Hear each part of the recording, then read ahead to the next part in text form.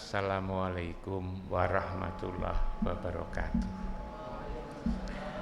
Alhamdulillahirabbil alamin. Wassalatu wassalamu ala asrofil anbiya'i wal mursalin Sayyidina wa maulana Muhammadin wa ala alihi wa sahbihi ajmain. Amma ba'du, yang mulia Hadratus Syekh Kiai Haji Hasyim Asy'ari bersama semua duriahnya, yang mulia Kiai Haji Insinyur Dr. Insinyur Salahuddin Wahid,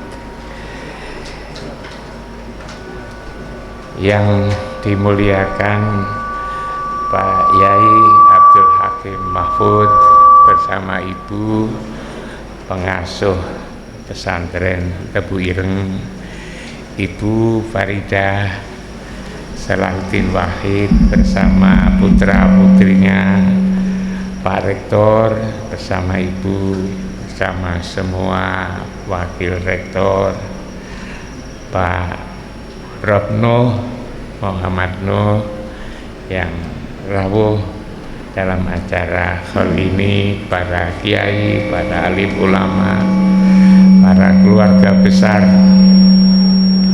Universitas Hasyim Asy'ari yang berbahagia. Kita banyak bersyukur kepada Allah. Sholawat dan salam kita persembahkan ke hadapan ikutan kita Muhammad Rasulullah Sallallahu Alaihi Wasallam. Malam hari ini kita memperingati haul Kiai Salahuddin Wahid yang kelima. Kita yakini bahwa pada diri kita ini ada yang wafat dan juga ada yang tidak wafat. Tubuh kita ini ada batasnya, lalu wafat. Ada yang usia panjang sampai 100 tahun, 90, 80, 70 itu akan wafat. Tapi juga pada diri kita ini ada yang tidak wafat, ialah ruh kita ini tidak wafat. Kiai Salahuddin Wahid tubuhnya sudah wafat, tapi ruhaninya tidak pernah wafat. Karena itulah sebelum Mi'raj Rasulullah sholat, yang menjadi imam beliau, lalu yang makmum itu adalah seluruh para nabi, para rasul yang jumlahnya 124.313. Ketika Mi'raj beliau ketemu para nabi, Nabi Adam, Nabi Yusuf, Nabi Yahya, Nabi Musa, Nabi Ibrahim, dan seterusnya. Itu membuktikan bahwa ada yang meninggal, tapi ada yang ditinggalkan. Yang meninggalkan itu adalah ruhnya, yang ditinggalkan itu adalah tubuhnya, dan tubuhnya kembali ke asal, ialah ke tanah.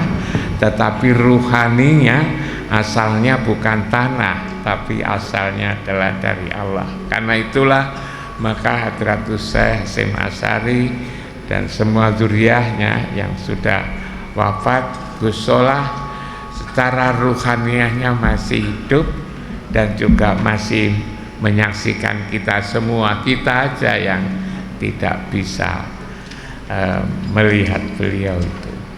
Yang kedua, saya ingatakan bahwa Gus Solah ketika mau bangun universitas ini rupanya terinspirasi oleh surat Ali Imran Pak Noh ayat 191 itu, ulul albab.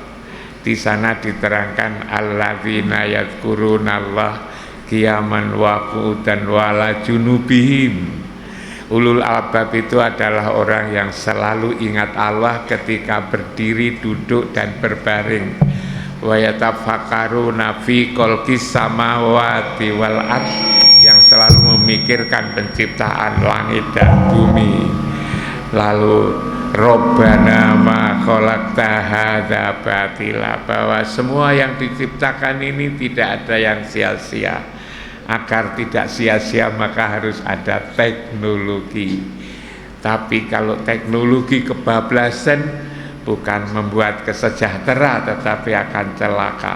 Maka lalu ada ayat berikutnya, subhanaka faqina adzabannar.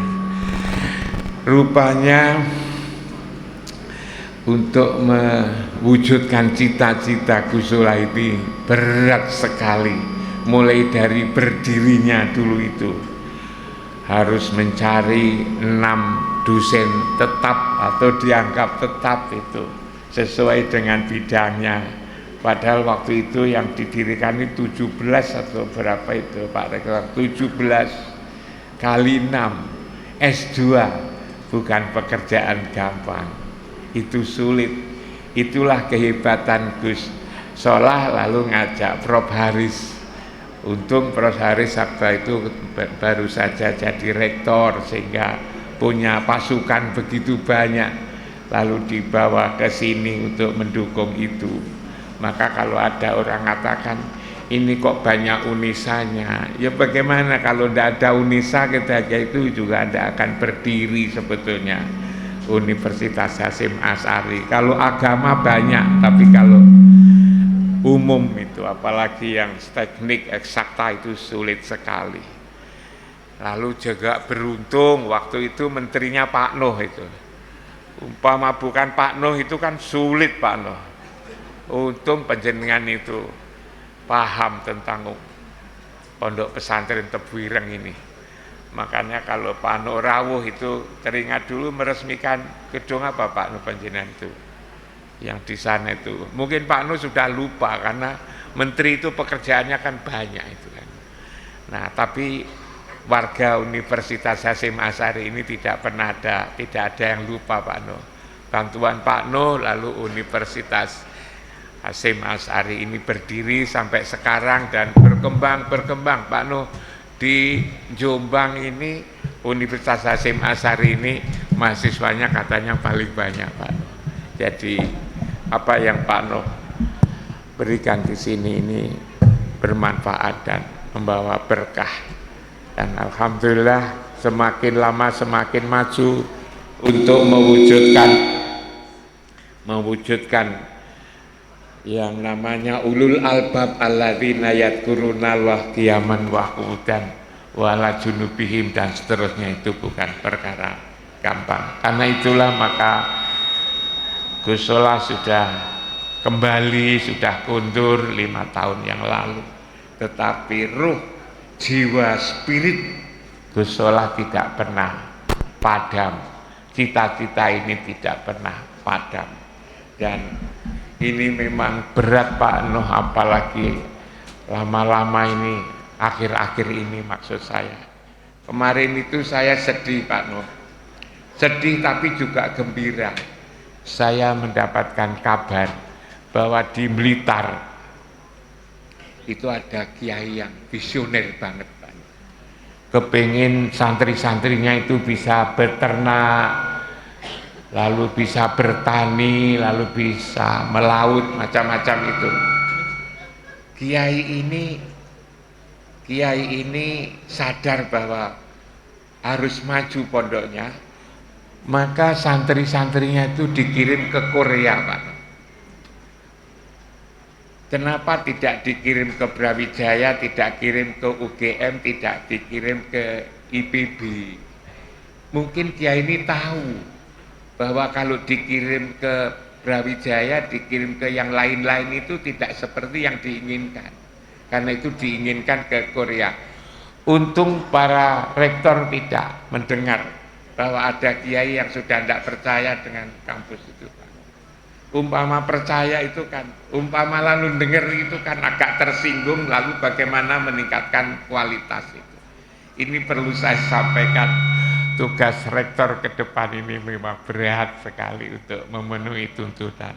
Tapi saya yakin dengan adanya kebersamaan, persatuan, dan kita menjadi satu kekuatan luar biasa, insya Allah lah cita-cita Gus Solah yang begitu mulia ini bisa kita wujudkan. Kapan? Dan saya kira tidak terlalu lama.